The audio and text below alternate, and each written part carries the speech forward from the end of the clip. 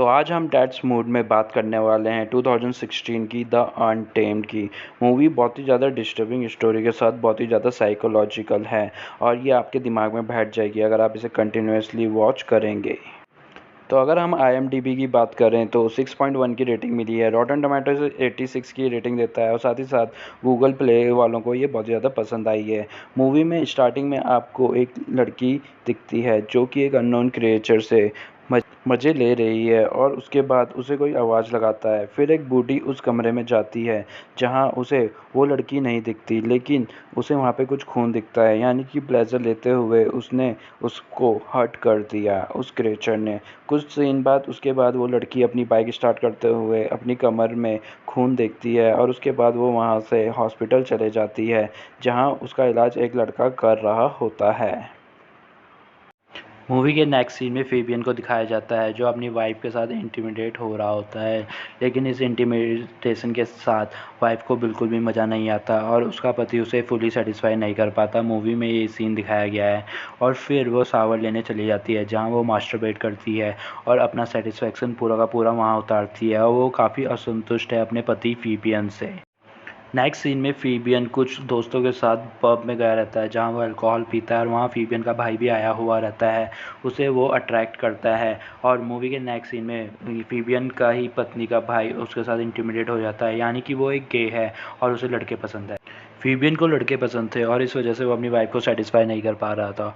और फिर अगले दिन उसके पास दोबारा से वेरोनिका आती है जो उसे अपनी चोट कोई ड्रेसिंग कराने आती है और वह फेबियन से पूछती है कि क्या उसे सेक्स पसंद है। तो फेबियन कहता है ये तो सभी को ही पसंद होता है और फिर वो इस तरीके से दोस्त बन जाते हैं। फेबियन और वेरोनिका एक रेस्टोरेंट में बैठे रहते हैं और वहाँ वो बातें कर रहे होते हैं क्योंकि वो अब दोस्त बन चुके हैं और उसे एक दूसरे की दोस्ती पसंद भी आ रही है। लेकिन तभी वहाँ पे फेबियन यानी कि उसकी वाइफ का भाई की कॉल आ जाती है जो उससे पूछता है कि वो कहाँ पर है। फेबियन उसकी कॉल की तरफ ज़्यादा ध्यान नहीं देता और फिर वेरोनिका उसे बताती है कि उसके पास एक पार्टनर है जो कि उसे फुली सेटिस्फाई करता है, लेकिन उसे ये नहीं पता कि वो मेल है या फीमेल है। और ये बात फेबियन को बहुत ही ज़्यादा अजीब लगती है और वो सोचता है कि भला ऐसा कौन सा दोस्त होगा जिसके बारे में यही ना पता हो। तभी स्टोरी में वो कपल दिखाते हैं जिनके घर में वो क्रिएचर रहता है और वो क्रिएचर एक अजीब सा क्रिएचर है। और जब उन्हें पता चला कि उन्हें वेरोनिका को चोट पहुंचाई है तो वो इस बात से बहुत ज़्यादा परेशान है क्योंकि आज से पहले उसने ऐसा कभी नहीं किया था और ये उन्हें बहुत ही ज़्यादा अजीब लगा। वेरोनिका फेबियन को भी अपने साथ चलने को कहती है और वो कहती है कि मैं उसे अपने पार्टनर से मिलाऊंगी और फिर तुम्हें शायद से वो पसंद भी करेगा। वेरोनिका उसे अपने साथ लेके जाती है और फेबियन को उस क्रिएचर से बहुत सारा प्लेजर दिलाती है और फेबियन के मज़े ही आ जाते हैं और फेबियन इस चीज़ से बहुत ही ज़्यादा खुश हो जाता है।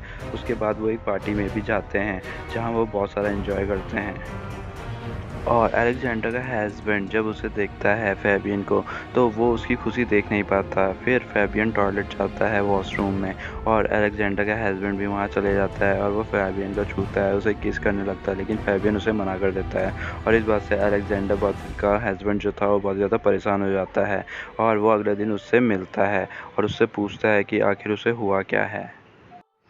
लेकिन फेबियन उससे ब्रेकअप कर लेता है और एंजल इस बात से बहुत ही ज़्यादा गुस्से में आ जाता है और कुछ दिनों बाद फेबियन की न्यूड लाश मिलती है एक पाउंड में जहां वो बेहोश पड़ा हुआ है। जब पुलिस उसे हॉस्पिटल में लेके जाती है तो पता चलता है कि वो कोमा में चला गया है। दरअसल होता ये है कि वो उस क्रिएचर के पास प्लेजर लेने चले जाता है, लेकिन इस बार वो क्रिएचर उसे अटैक कर देता है और वो उसे ऐसी चोट पहुंचाता है जिससे कि वो कोमा में चले जाता है। ये सब सोचते हुए एल बहुत ज़्यादा परेशान हो जाती है अपने भाई की हालत को देखकर, जिससे कि उसका पति एंजल संभालता है और बोलता है कि उसे अपनी फैमिली वापस चाहिए और वो अपनी फैमिली से बहुत ज़्यादा खुश है। लेकिन फिर जब वो दुखी बैठी रहती है तो वेरोनिका एल के पास आती है और पूछती है कि फेबियन कैसा है और फिर वो उससे बातचीत करती है और उसे उसके रूम तक लेके जाती है जहाँ उसे उसका मोबाइल मिल जाता है फेबियन का, अपने भाई का। और वो उसमें चैट पड़ जाती है जिसमें कि एंजल ने लिखा होता है कि अगर वो उससे दोबारा से पैचअप नहीं करेगा तो वो उसका तो वो उसका खून कर देगा और उसे उनके रिश्ते के बारे में भी पता चल जाता है, जिससे कि वो बहुत ज़्यादा दुखी हो जाती है। और फिर वो जज को उनकी चैट दिखा देती है और जज के साथ साथ हॉस्पिटल का एक वार्ड मेंबर भी गवाही देता है कि वो कुछ दिनों पहले फेबियन से बहुत ज़ोर ज़ोर से गुस्सा था और उससे लड़ रहा था। यही सब देखते हुए जज फेबियन के पति एंजल को गिरफ्तार कर देता है और अब इसके बाद जो एली रहती है वो अपने 2 बच्चों के साथ अकेले ही रह रही होती है। तो एक रात एल से मिलने वेरोनिका आती है और बातों ही बातों में वो उसकी दोस्त बन जाती है और वो उसे क्रिएचर के बारे में बताती है जिसका उस पर विश्वास नहीं होता। फिर वो उसे उस बूढ़े कपल के घर लेके जाती है जो उसे बताती है कि बचपन में ही वेरोनिका ने उस क्रिएचर को उनके घर में ढूंढ लिया था और तब से लेकर आज तक वो उससे प्लेजर लेने आती है। तो एल को इस पे यकीन नहीं होता। वो एल को एक ड्रिंक पिलाते हैं जिसमें ड्रग्स मिली होती है और जब एल जागती है तो वो उसे अपने क्रिएचर के पास पाती है और क्रिएचर उसे बहुत ही ज़्यादा प्लेजर यानी कि बहुत ही ज़्यादा मज़े दिला देता है जो कि उसे बहुत ही ज़्यादा पसंद आता है। एल वेरोनिका से पूछती है कि क्या उसका भाई फेबियन भी स्क्रेचर के पास आता था। तो वो बोलती है हाँ, वो भी उससे प्लेजर लेने आता था। तब वो पूछती है कि क्या इसने ही उसके भाई की हालत तो नहीं करी। तो इस टाइम पे वेरोनिका उससे झूठ बोल देती है और कहती है कि वो क्रेचर कभी भी किसी को हर्ट नहीं करता, वो तो सिर्फ और सिर्फ मज़े ही दिलाता है। एल दोबारा उस क्रेचर के पास प्लेजर लेने जाती है और इस बार वेरोनिका भी वहां जाना चाहती है, लेकिन कपल उसे रोक देता है क्योंकि कपल को डर है कि वो उसे चोट पहुंचा सकता है या फिर जान से ही ना मार दे। तो ये बात सुन के वेरोनिका वो शहर छोड़ के चले जाती है और एल भी अपने भाई के ऑक्सीजन सिलेंडर की हवा निकाल के उसे मार देती है क्योंकि उसने उसके ही पति एंजल के साथ अफेयर किया था। और एंजल भी बेल